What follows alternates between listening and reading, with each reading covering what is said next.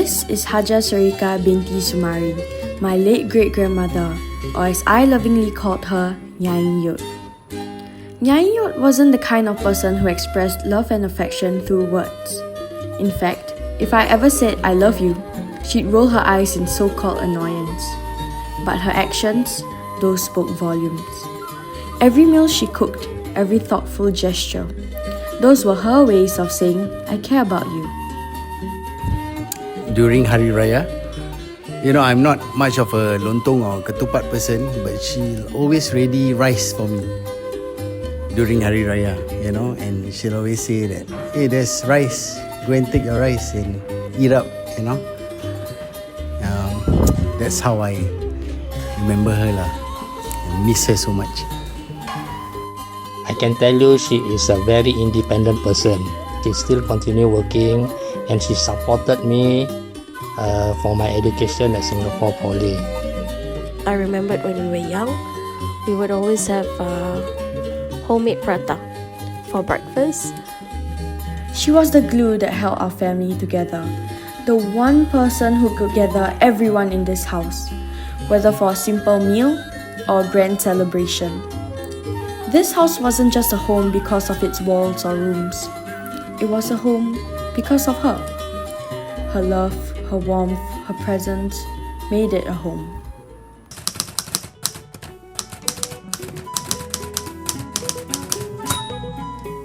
I have made so many precious memories in this home. I remember a few years back, I finished reading the Quran. In Islam, this was a big thing.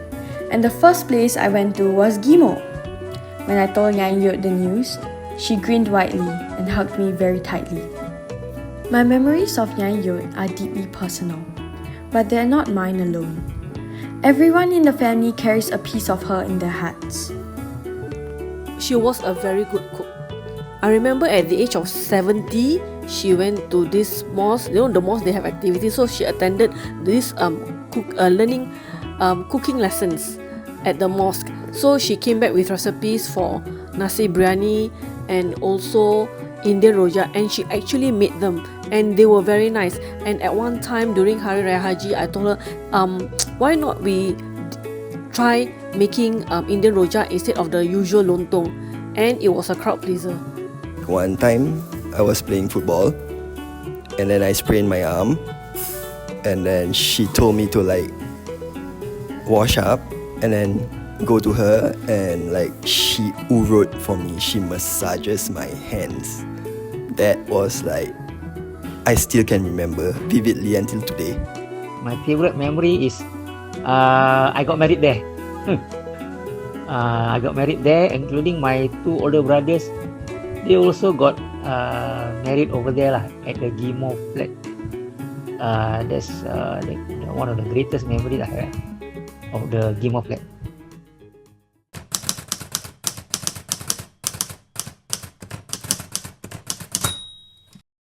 On the 21st of February 2024, Nyai Yot sadly passed away. It was a moment that left a deep mark on my family and I. I remember the house feeling different that day. Quieter, heavier, like it knew it was losing its heart. We gathered around her, sharing prayers, tears, and memories. Our helper, who had been with us for years, wrote a prayer on the whiteboard that remains untouched to this day. Nyai telah kembali kepada Allah Subhanahu wa Ta'ala. Al-Fatiha. Translation: Nyai Yot has returned to Allah. It's a small yet powerful reminder of the love and respect we continue to hold for her. It's strange how one moment can change everything. Nyai Yot passed surrounded by family, with love filling the room. That day marked the beginning of a new chapter, one without her physical presence, but filled with her memory in every corner of this house. Every celebration, every meal, every prayer in this flat holds her presence. This house, despite its size and age, is a canvas of our collective memories. Her chair, the one she always sat in during our family gatherings, remains in its place. She would sit quietly, her presence grounding us as we shared stories and laughter, listening to every conversation. Now it sits empty, a silent witness to the void she left behind. It's strange how an object can hold so much meaning, how it can feel like it's waiting for someone who will never return.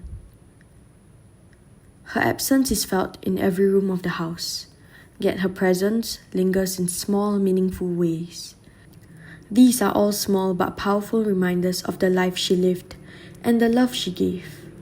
The chair may be empty, but her presence will never leave.